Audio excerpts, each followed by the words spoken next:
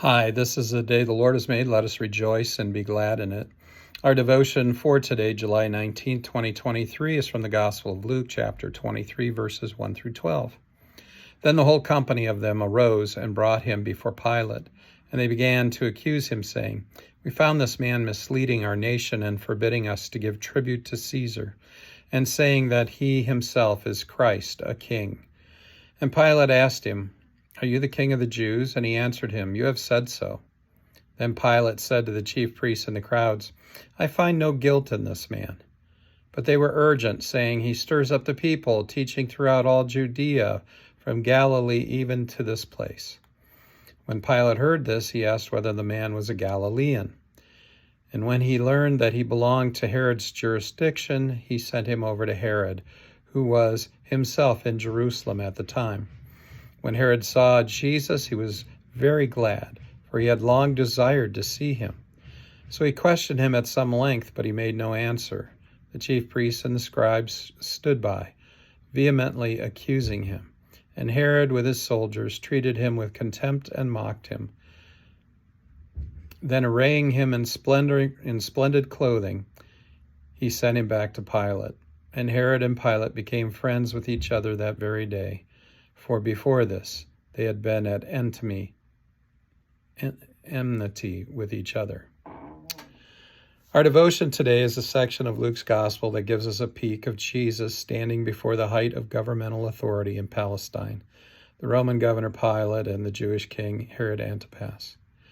Jesus stands before them separately, and he does so because the religious authorities of the Jewish temple have already condemned him, and they wanted Jesus crucified.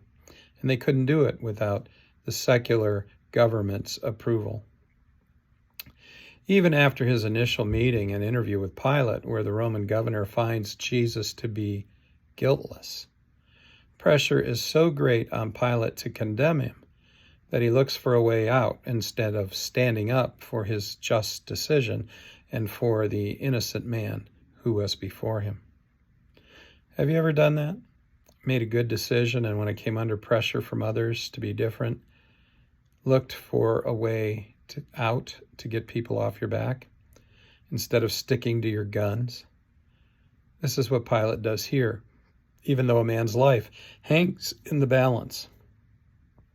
And he finds a way out, he thinks, when he learns that Jesus is from Galilee, and that this is a matter for Herod Antipas, king over Galilee. Pilate passes the buck, as it were. He passes Jesus to Herod. So Jesus is then moved and stands before King Herod for judgment.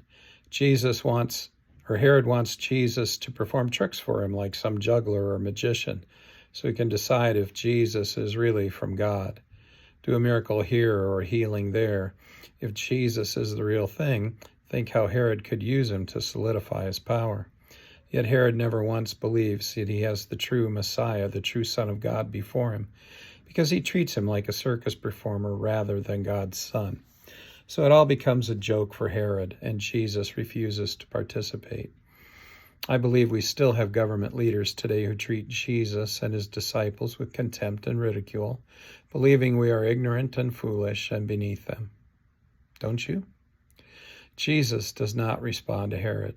Not getting the show he wanted, Herod further mocks Jesus by dressing him as a king and sending him back to Palestine for judgment. All the while, the Jewish religious leaders vehemently accused Jesus of all manner of wrongdoing, hoping at least one of the secular leaders would agree that Jesus needed to be killed.